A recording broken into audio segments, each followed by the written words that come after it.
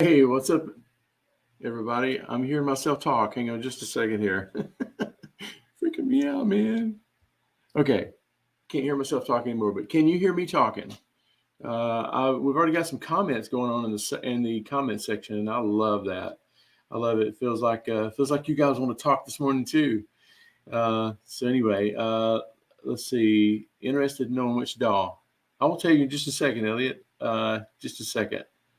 Uh, I like your name, 1.7 million views. It's great.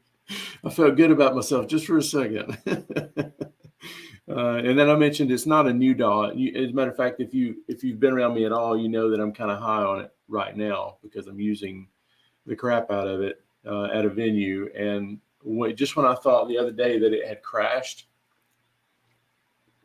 it had not crashed. It was me. So anyway, hey, just making sure that you guys can hear me. Yep. Let me know that you can hear me out there. So I think you can. I'm not too worried about it. Okay, let's see. Okay, so let's get into this DAW thing real quick. I've covered it a couple times, and I'll tell you some of the things I like about it. And it is great. Thanks, Stephen. Appreciate it. Reaper. It's I've had some thoughts about, let's see. It looks like let's see. Elliot said he's been using Logic Pro, but think about going back to Pro Tools. Biggest reason, you can rearrange the channels without going through a bunch of steps.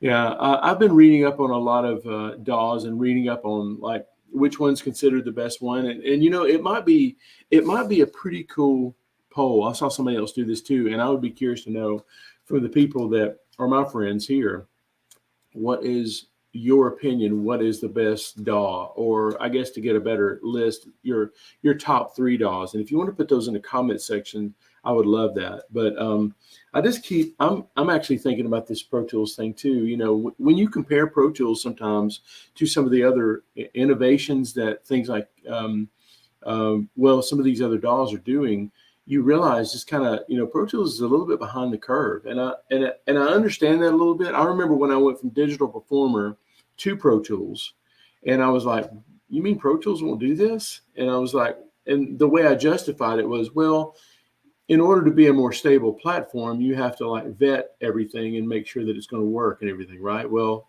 it's not a stable platform. And I think you guys might agree with me that Pro Tools is anything but stable. I mean, it works perfectly until it doesn't work anymore, and then you're kind of hosed, right? Cool. So yeah, I've been using Reaper lately, and it does some things that are just really impressive to me. And then this SWS pack that you can get. Let me see if I can pull it up real quick. So let me just go to Reaper.fm and show you real quick here. You can't see it just yet, but I'm going to show you, and I'll show you a couple of things that I'm kind of like about it. First of all, it's free to evaluate for 14 days, and that's cool. That's really cool. Now, before you guys judge me too much, I have bought a license for this. I bought it for the church, and this is one thing we were using. I probably shouldn't have said it was a new DAW. It's not a new DAW. It is the idea of a new DAW to me. It is kind of new, but we tried to use Pro Tools in the broadcast mix at the church that I was working for, Crosspoint in Anaheim, and we kind of discovered that Reaper is like solid when it came to like being able to live audio, run it through Reaper, run it through all the plugins, download this SWS extensions pack, and get things like scene recalls, which still not that easy to do on Pro Tools. You have to kind of trick it into it. But in Reaper, like, we rehearse all morning and there's 4 songs. And then you want to, like, as they're rehearsing, go, okay, this is a keyboard intro, and this next song is a guitar intro, or this song right here starts off with a vocal. Well, I like grabbing these scenes and starting off the thing. Now, you can't automate it, but you can definitely set yourself up for a win. And that's what we would do with it with Reaper. And you know what? It worked perfectly. I don't know. I can't recall any time right now that it ever crashed. It probably did. A lot of times, it's due to plugins and stuff, which Pro Tools, a lot of times you can't tell when it crashed, why Pro Tools crashed sometimes because it won't tell you that a plugin made it crash. You just have to figure it out your own. Reaper, I think, will sometimes, correct me if I'm wrong here, some of you Reaper guys like Michael, it'll just bypass the plugin and tell you there was a problem with it and couldn't load it. You might want to take a look at it, but let's get to work. I mean, I like that. I love that. And then another couple things about this Reaper thing that I like probably seems a little silly right now. Well, first of all, Reaper, it's pretty stable. Second thing about Reaper that I love is that you can make it look and act like anything you want it to do. So if you're going from Logic to Reaper and you say, well, I don't want to jump in just yet. Hey, Nathan McFarland, Michael Rafter, you both guys are big or have had Reaper experience, I should say. I know I've called both of you guys with questions. So what was I saying? You can make it look like anything you want to. Like if you're going to Pro Tools and you want the things to appear in Reaper the way they do in Pro Tools, then you can download a new skin and it'll operate just like it right down to an analog console, which I think looks beautiful, but it's a little unpractical. But anyway, there's that. And if I have any downside, it's a very weird downside, and it's not even a downside, is that Reaper will do anything you ask it to do. It's like a kid walking into a candy store and saying you can have any one piece you want. Just make sure you pick the right piece. The kid's going to go crazy in there trying to pick out the right piece. The thing about Reaper is it will absolutely do anything that you ask of it. It's just got you figure out how to do it. There's a learning curve involved with it, which I'm still learning. But the skins will definitely kind of get you in the game. Hey, Rolf. So the skin in the game, the skins that Reaper will allow you to download, and there's people inventing them all the time, and you can even customize it the way you want. You don't want to see this knob? Get rid of it. You don't want this on the menu? Get rid of it. You want to create a new shortcut for the menu? Create it. Put it on the menu. It's good. But anyway, that's one thing I love about it. Stability, the skins, and here's another third thing. And I'm just kind of going off the cuff here. You guys chime in if there's some things that I'm forgetting. The plugins, I haven't really, with an exception of a few things like Slate Trigger, Melodyne, things like that. There are very few plugins that aren't already created by Reaper, right down to the not seeing the waveforms, but instead seeing a spectra. So you can see where an S is or whatever. It's all built into Reaper. So kind of jazzing on Reaper right now. So that's we got the stability of it. We got the skins. The third thing is plugins. It supports all the plugins, but chances are you can probably run a stock plugin and get what you need to get done. Now, are they the most beautiful plugins? I don't know. They're not beautiful to work on usually. They're very DAWS looking, and sometimes they're very kind of archaic. Some of them are beautiful. Some of them have a way more detail built into it than others, but for the most part, it's a very utilitarian interface, which, I know that kind of plays into what we do. We our eyes and ears are connected somewhat these days with DAWs and stuff, but so another thing is the SWS plugins, the extensions. You can go to, let's see, I forget what it is, SWS. I forget what that stands for, and I'm feel terrible for that, but because this guy deserves an award. But there's a bunch of extensions. There's a bunch of code that people have written for this that make it even more amazing. One thing in particular that I love, it's something that Ableton will do, and that's pretty cool. And when I used to be a musical director, I would get the songs ready for us to play on Sunday, and I would get the first song. I would hit the number one key, and that would be the first song. Now you can program it to any key, But I would just do 1 with song 1, and it would count off the song. So I'd hit 1 and spacebar, and it would go. Reaper will do that. Pro Tools, to my knowledge, doesn't do that. Let's see. Another thing that it'll do is in this play thing that I'm doing, there is it's about 2 hours long. There's 2 hours of material, and there are chunks that are 10, 15 minutes long. And at the end of it, where a lot of times you would have to just put in your notes, stop the transport. Reaper with this SWS thing will allow you to create a marker, and in that marker, put code in the marker. And it's simple code, but you do something simple like, you know what? Let me just pull this up. Maybe I think I have Reaper going. You may not be able to hear anything. Can you guys see that? This is Reaper right now, and I've got it on I'm just trying this right now. I forgot how to turn it off, but these waveforms look a little weird, and the reason they look weird is because those are frequencies. Every color is a frequency. So if you could look at an S will be a certain color. You can see the notes here. There's a way to do it. Let me think. Shortcuts. Okay, so all of these are different notes. That's a hammer off.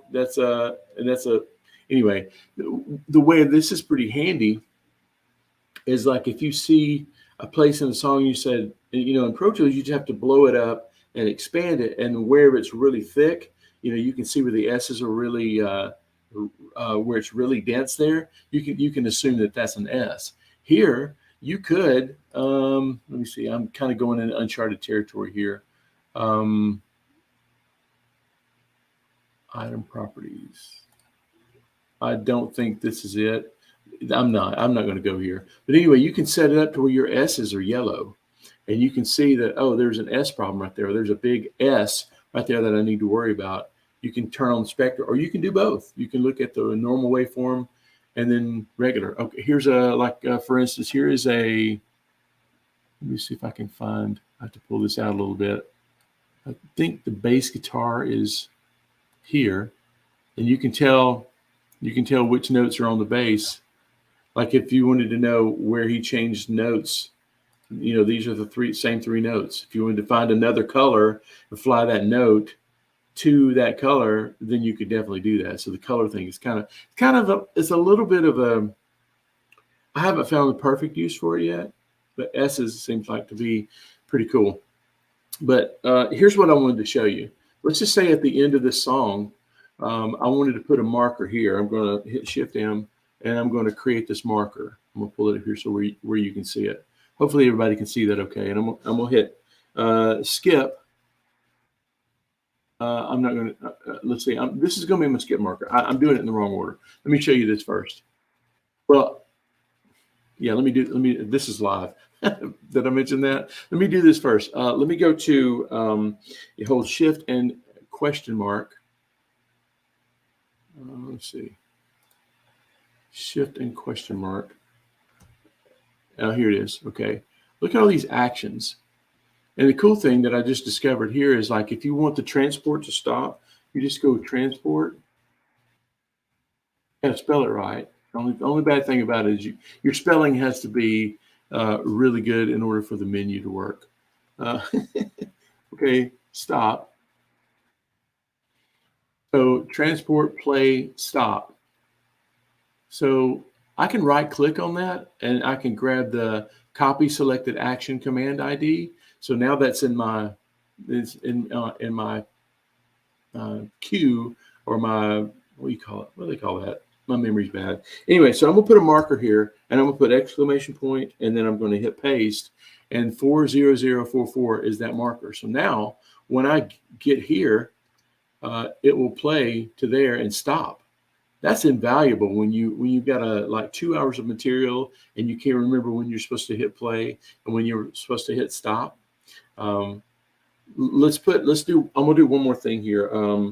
Let's see, I'm gonna put another marker here, and this is going to be marker. I'm gonna put I don't know, marker 9. If this works, so that's going to be marker 9. Okay, so I'm gonna go back to my menu here,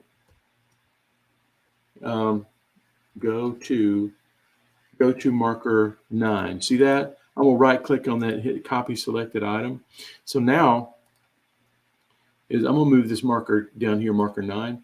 And I'm gonna double click this one and edit it. So I'm gonna leave the exclamation point, and then I'm gonna paste this other marker, which is 40169. It may be different with you, but watch this. This is a skip marker. So if you let's say you're doing a 2-hour program, and you've got every song in there, and they're saying, "Hey, can we move these 2 songs closer together? Can you skip straight to that one?" They won't ask you to skip. But watch this. So now that marker has got an ID that says skip to this marker as soon as you pass this. So here we are playing the song, and then it should skip. Well, I already had a marker 9. It was a piano solo. So if you need to rearrange a song, you can definitely do that. And probably not the most efficient way, but I'll let your wheels spin a little bit about how practical that could be. Just don't have 2 marker number 9s, okay? Like I did. So yeah, and then okay, I'm gonna go to the comment section because I know you guys have been talking here. Danny, I'm gonna talk about your plugins here in just a minute. Okay, Danny, my top. Hopefully you guys have gotten your votes in here. My top 3 DAWs are Cakewalk by BandLab, Studio One, and Mixbus by Harrison. Now, Harrison for sure is one of the best sounding DAWs out there. And I was thinking this morning, I think a test I would love to do, unless somebody beats me to it, is I want to take some files and I want to see if the DAWs sound different. And I'll bet you Harrison does sound different because things just sound better through Harrison. I haven't used Cakewalk. I haven't used Studio One either. I know it's real popular, but I guarantee you that the stability is exceptional with Reaper. Let's see. Stephen Klein says my DAW has been Logic Pro and Harrison Mixbus. Not sure I understand Elliot's comment about rearranging channels. Yeah, I'm not very familiar. Elliot, you may want to jump in there and just mention it if you haven't already. I haven't used Logic Pro that much, believe it or not. I have a big, long-time Mac guy, but haven't dished out the measly $200 to do it because Logic, to me, it never made sense from the way I came up using a DAW. Let's see. Working with sample cells helps me as an EDM artist because that's the way, I like to create. I added that part. Ableton does it and Logic does it, not quite as well. Sample cells. So yeah, I think, Elliot, in Reaper, there is a third-party free plugin that will allow you to have, I guess, one-shot samples. I don't think it's the same way, but you know what? I wouldn't put it past somebody to come up with that way to do it. I love the sample cells too. I haven't found it in this yet. In the mixer view, you can't grab it and move it. You have to click the read button to put it in the arrangement window. Then you can move it. Yeah. I found, it being a little tricky to rearrange stuff sometimes. Not in some. Well, the tricky thing about Reaper is that this is the first place I found folders. And folders, man, it's like, why am I working so hard to create all these subgroups and sub buses and everything when I can just create a folder and then put the folder in a folder and then do that just by clicking? It's crazy. Let's see. Yay for Reaper, the only DAW. Yeah. Now I know, Michael, you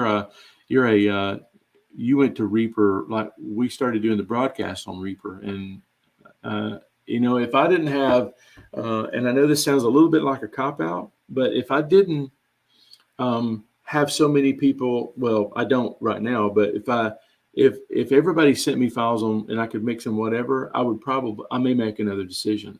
But I know the reason I switched to Pro Tools is because I kept getting files in Pro Tools. It was kind of the industry standard. So I just kind of stayed there. And I think laziness may be a way of explaining it.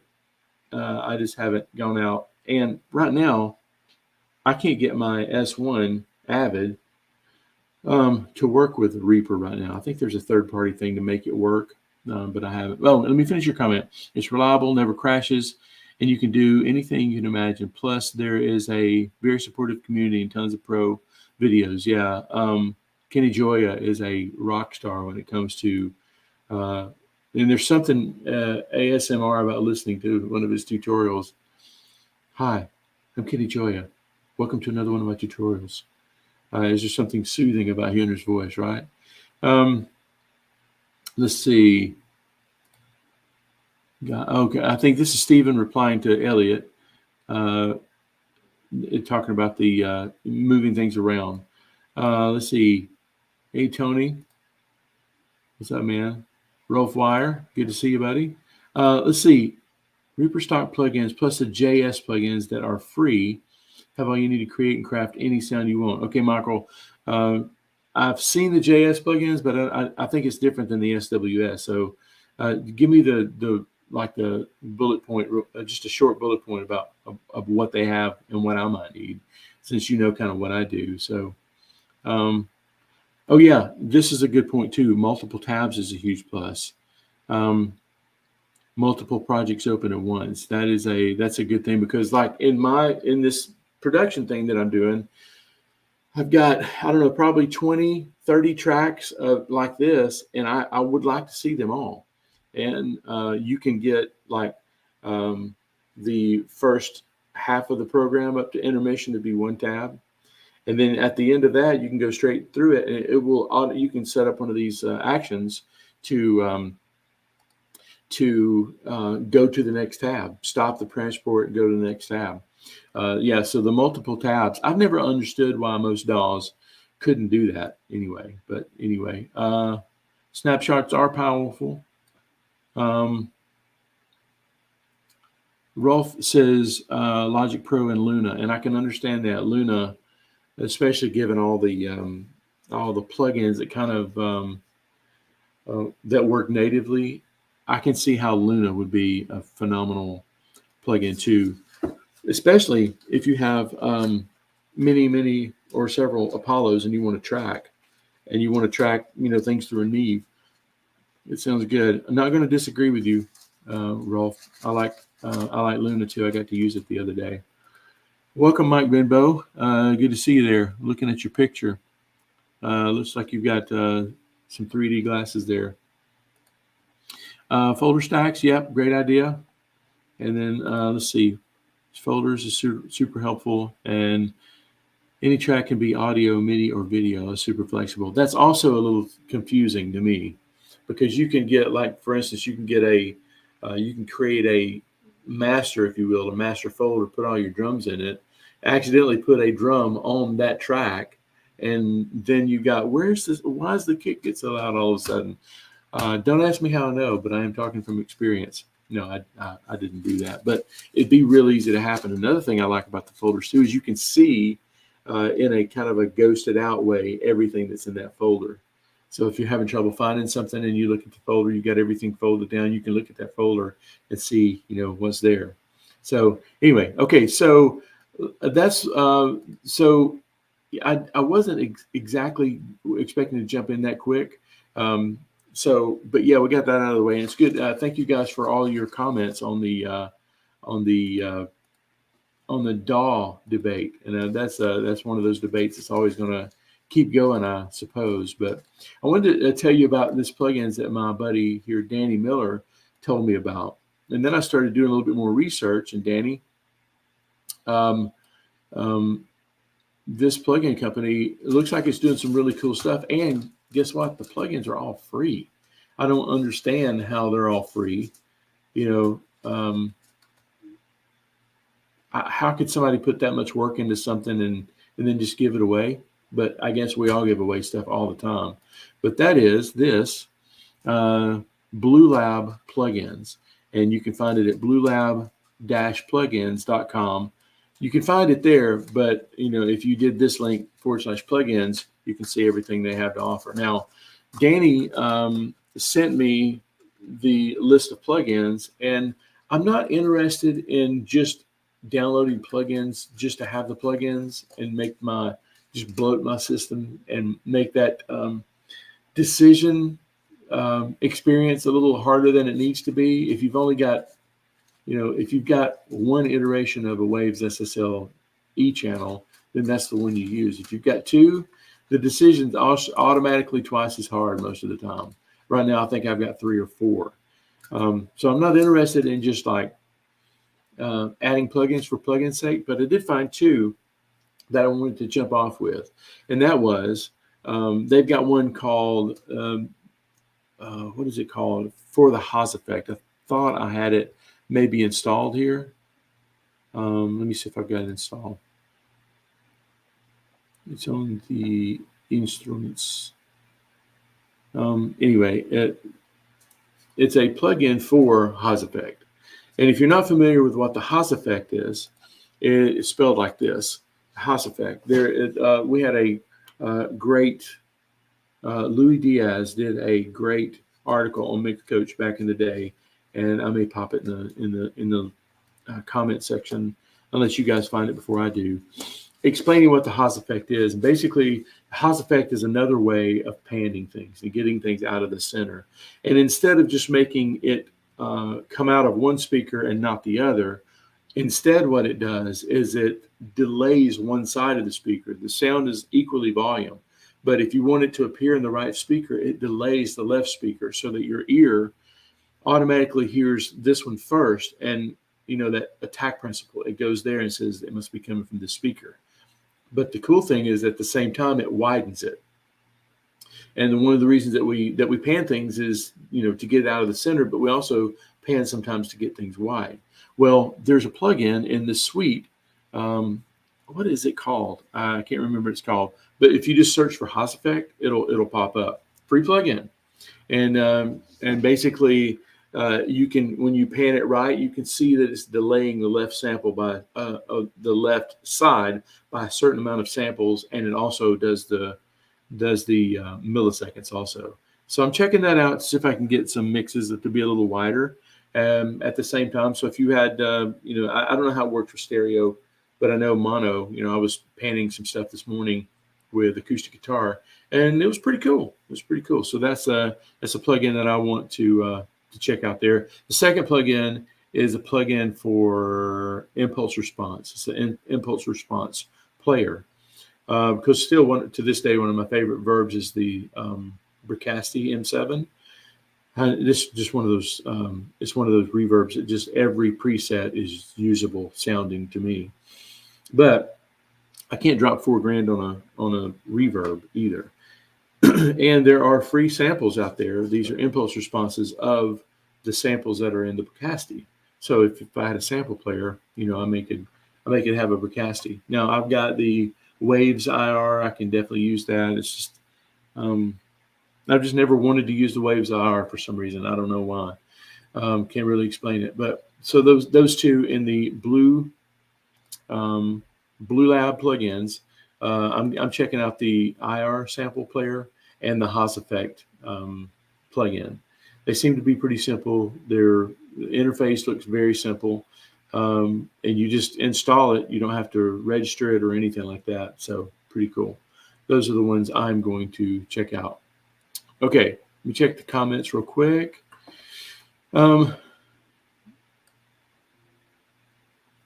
Okay, it doesn't look like anybody had anything to say about that, but maybe you can check them out. Okay, I'll put them in the HTTP.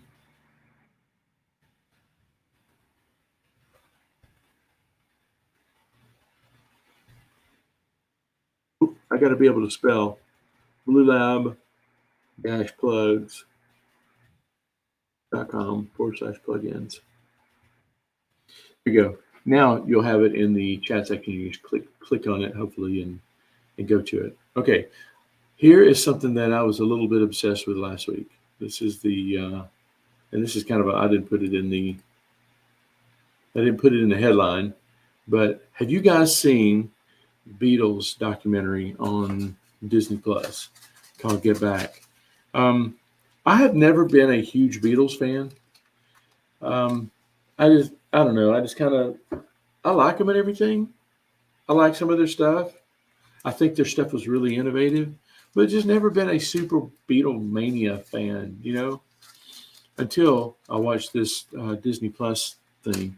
And it basically is 2 to 3 hour episodes of them hanging out in the studio, almost in real time, during this month that they were in 1969, January 3rd, I think, of 69, and then they had to the end of the month to finish this record. And they hadn't written any songs yet. So what you see in the studio is them actually writing songs together. And a couple of things that I learned from that were pretty amazing. First of all, those guys were workhorses. They showed up to work. They weren't like, what you perceive as some musicians being like, showing up at the crack of noon, and playing all day or whatever.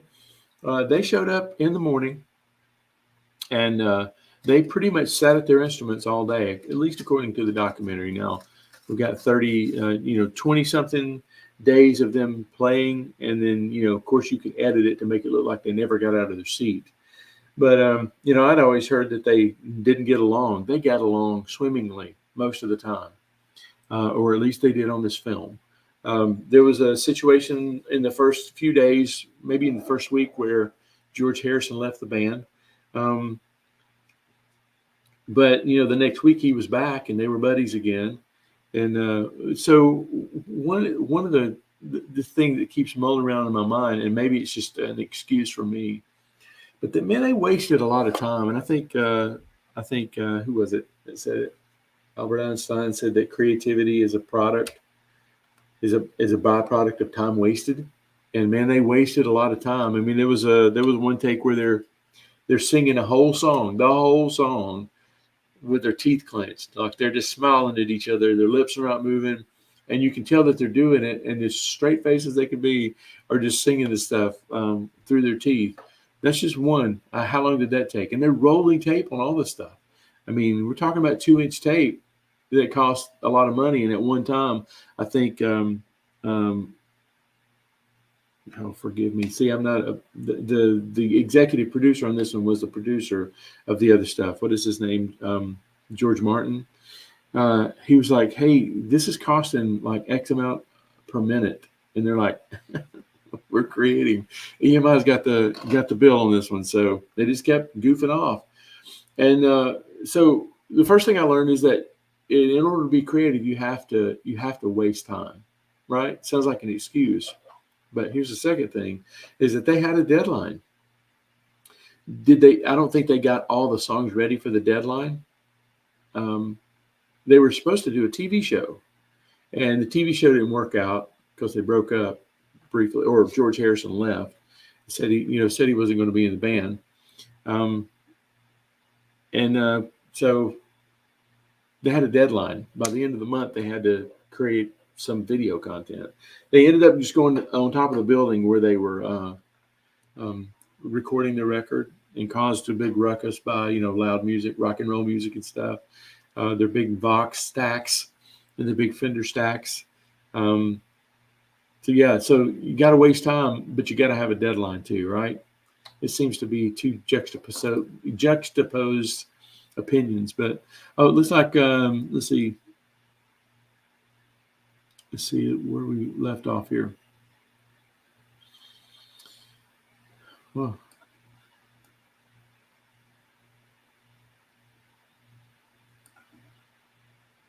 okay, let's see. Elliot said, "I heard someone's going out of business giving all their plugins away." I forgot who that was, though. It could be them, because there's not a price on anything, and I'm going to see if it's worth free, or if I just need to delete it. It looks like Steve has finished that documentary. Either that, or he's finished using his DAW. I don't know. I think it's the documentary. Ellie says, "I watched the beginning. They worked very hard." They did. They worked very hard.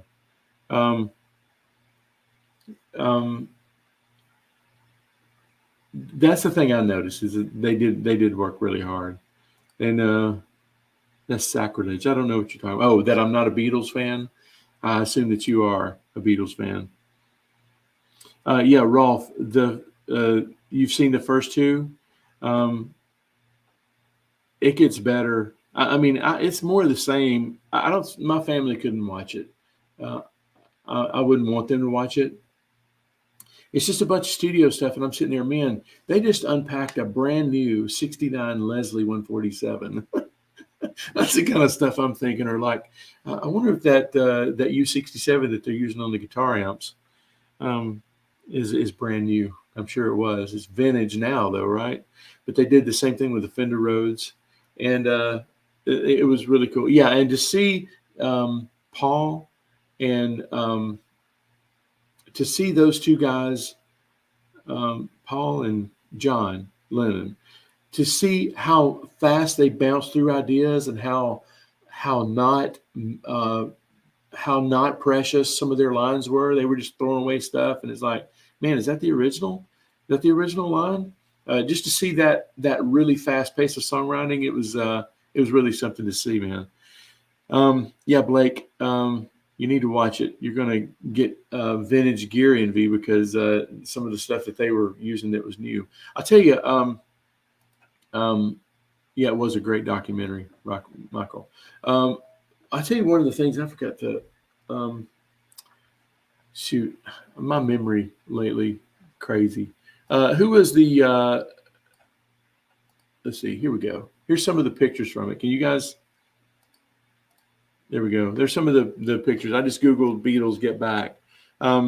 So here's one of the. This is the Apple Studio, and I'll tell you, I was impressed with Ringo. I just thought Ringo was probably just a guy that just kind of hung out and like lucky to be a Beatle. That dude never got out of his seat. He every time they were just goofing off or whatever, he was right there with them. He was and he's a solid drummer. I always thought that there was a studio drummer that came in and played his parts or whatever. Not so, man. He at least for this, it was him all the way. Here's another impressive thing I thought.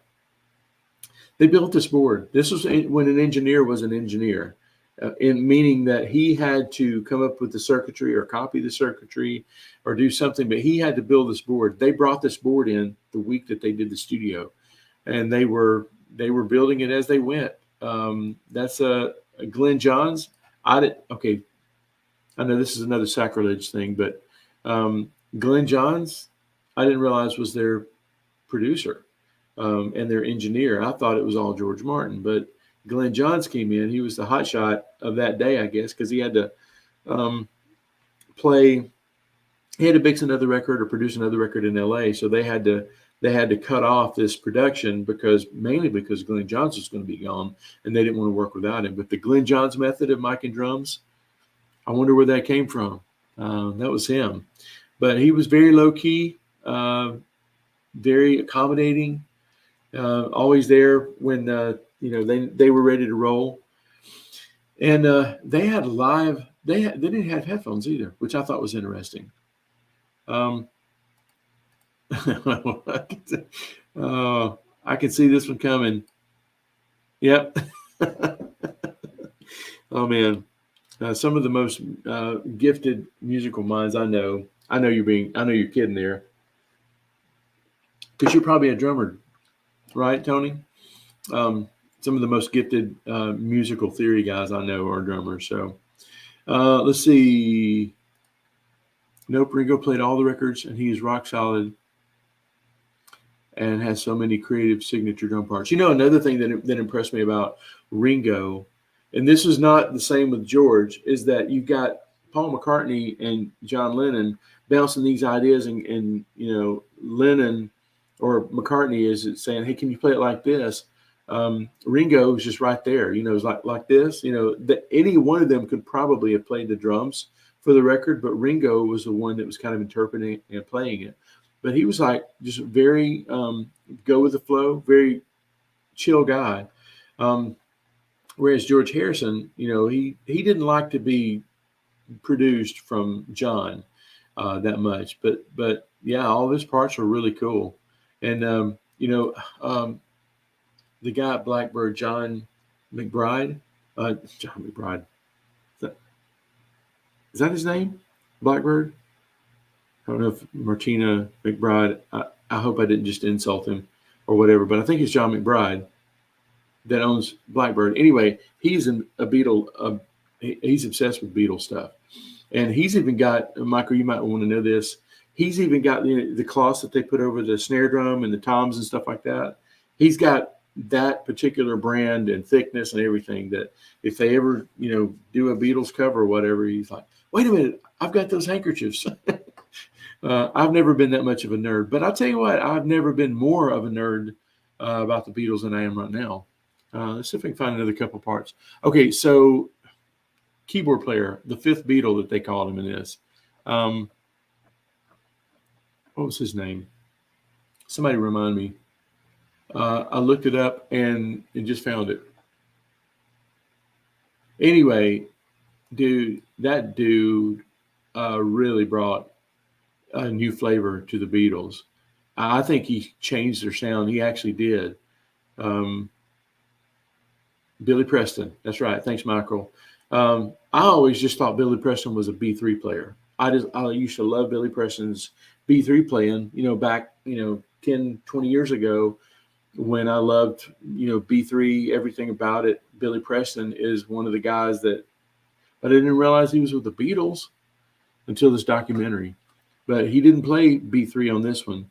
He played, he just played the suitcase piano. I think that's what they call it, the Rhodes, Fender Rhodes. I think they call it a B3. Stuck a U67 in front of it. Hey, does anybody know what microphones they were singing in? The ones that saw the documentary? It's a long, skinny, these long, skinny mics here. They even recorded them. These guys right here are the ones they used in the studio. Well, I don't know what they're called, and I haven't done any research to find out what they are. This is one also that he's singing into. It's kind of, you feel like you're like watching history being born when you hear Paul McCartney sit down and sing Let It Be for the first time. And everybody's going, I like that, in a British accent. You kind of feel like you're watching history. And I was. So anyway, if you've got time to watch it, it's definitely worth watching. It definitely is worth watching. Paul McCartney had this Hofner, but he also had a Rickenbacker. Glenn Johns even asked him to play a different bass, and I don't know. It's funny to me, being a bass player. One of the things that he wanted him to play the Rickenbacker, but his complaint was not about the sound. Paul McCartney's complaint was not about the sound. It was the ergonomics of it. It was where his hand. And I think he just loved that Hofner because of the way it sat in his arms. Anyway, so okay, enough about the Beatles here. Hey, I wanted you guys to hear a little bit of what we're doing. Some of you guys that are Mixed Coach members might like to know this too. I am releasing a song today. And it is, let me get rid of these banners here. It is called Snow-Covered Streets. It's a song that we mixed several years ago. And it's got strings. It's got kind of like a salsa flavor to it. And I just happen to have a little bit of it here. Hopefully you'll be able to hear it. Let's see.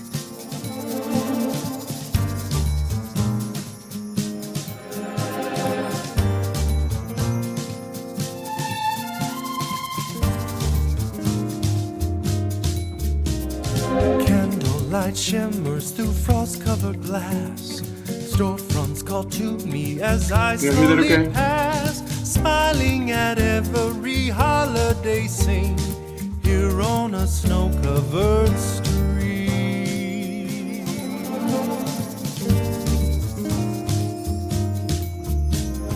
Music and laughter are filling the air.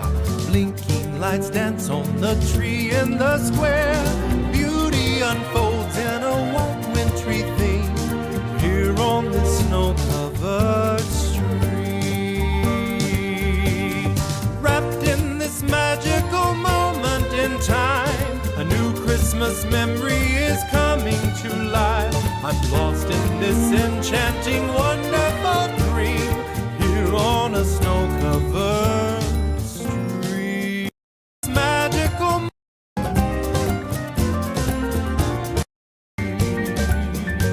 Check out this piano solo.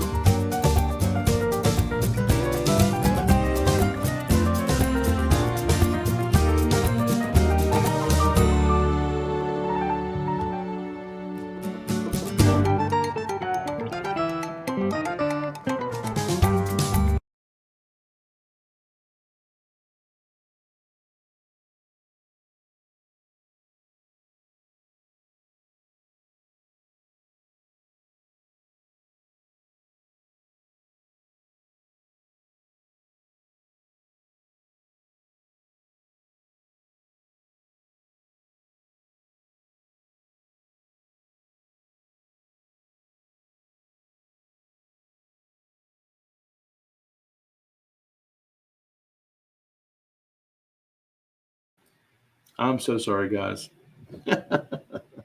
Okay, I was going to say to Steve, I don't think he played organ on this record unless it was later in the record, because the whole thing about him playing or them playing was that it had to be live. That was why they went through so much tape. I think there was some pushback on, why aren't we using multi-track recording? Why can't we overdub? And I think they wanted to overdub, and there was some people that pushed a little bit. So sorry about the audio, guys. But anyway, so I'm bouncing around a little bit. That's the song we're mixing on Mix Coach Member.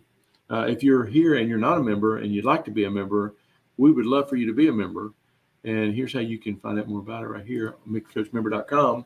We're mixing this song this month, and Gregory Price is actually going to be doing the tutorial video. That's the cool thing about this community, Mix Coach Member, is that it doesn't revolve around me. It revolves around the members. And there are some mixers in there that are world-class mixers. Some of them are on this call. And so anyway, we got a guest tutorial, plus there's other tutorials on the same song. So if you're not a member and you'd like to be a member, we'd love to have you. Just click that link right there and you can find out a little bit more about it, okay? We'll go check the comments just a little bit more. Oh, Elliot, you got a shot today. Well, I hope you recover well, man.